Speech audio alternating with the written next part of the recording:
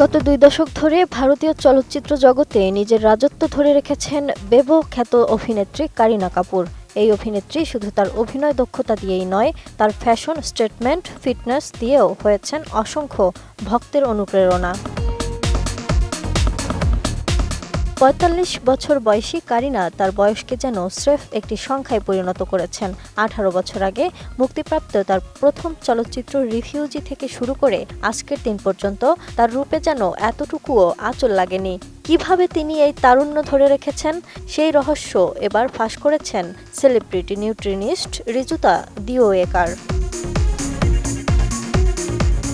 সম্প্রতি এক সাক্ষাৎকারে ঋজুতার বলেছেন, কারিনা খেতে ভালোবাসলেও নিজের খাদ্যাভ্যাসে কঠোর নিয়মানুবর্তিতা মেনে চলেন। সপ্তাহের ৫ দিন একেবারে একই খাবার খেয়ে থাকেন তিনি। ২০০৮ সালে মুক্তি পাওয়া তাসান ছবির সময় থেকে রাতের খাবারে কোনো পরিবর্তন আনেননি কারিনা। প্রায় ১৮ বছর ধরে প্রতিদিন রাতে ডালের খিচুড়ি খেয়ে যাচ্ছেন তিনি। অ্যান্টিব্যাকটেরিয়াল অ্যাডিটিভ যুক্ত সেরা ওয়াটার ট্যাঙ্ক বিশুদ্ধ পানিতে ব্যাকটেরিয়া জন্মাতে দেয় না। যদিও বিভিন্ন সাক্ষাৎকারে কারিনা জানিয়েছেন, চাইনিজ খাবার খেতে তিনি খুব ভালোবাসেন, তবে মিষ্টি বা ঘি খাওয়া ছাড়েননি, বরং নিজের খাদ্যাভ্যাসে সবকিছু রেখেই চেহারা ধরে রেখেছেন তিনি। ছেলে তৈমুরের জন্মের পর স্কিন টোন ও ডিটক্সের জন্য কারিনাকে ঘি খাওয়ার পরামর্শও দেন ঋজুতা। শুধু তাই নয়, চকলেট পেস্ট্রিও খেতে দেখা যায় তাকে। ঋজুতার মতে সঠিক পরিমাণে চিনি শরীরকে ডিটক্স করে, তাই নির্ভয়েই মিষ্টিও খান কারিনা। অভিনেত্রী এই খাবারের রুটিন এবং নিয়মিত শরীরচর্চাই তাকে দীর্ঘদিন ধরে একই রকম ফিট এবং ফ্রেশ রাখতে সহায়তা করছে বলে জানিয়েছেন ঋজুতা দিওয়েকার।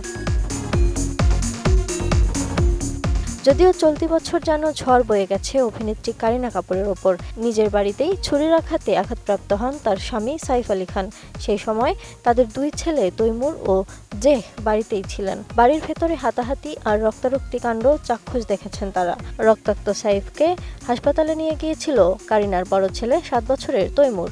2 সন্তানের উপর প্রবল মানসিক চাপ গেছে। সাইফকেও হাসপাতালে কাটাতে হয়েছে বেশ কিছুদিন।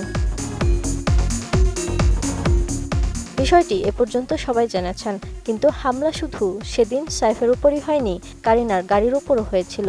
সেদিন কারিনার গাড়ির উপর চড়াও হন বেশ কয়েকজন দুষ্কৃতকারী। এ হামলার ঘটনার পর রণিত রায়ের নিরাপত্তা এজেন্সির ওপর দায়িত্ব দেওয়া হয়েছিল তাদের সুরক্ষার। রণিত বলেন, যেদিন সাইফ আলী খান হাসপাতাল থেকে ছাড়া পেলেন, সেদিন হাসপাতাল থেকে কারিনার বাড়ি যাওয়ার পথে প্রচণ্ড ভিড় ছিল। সাধারণ মানুষ থেকে সংবাদকর্মী সবাই যেন হামলে পড়েছিলেন। Desk report, ATN news.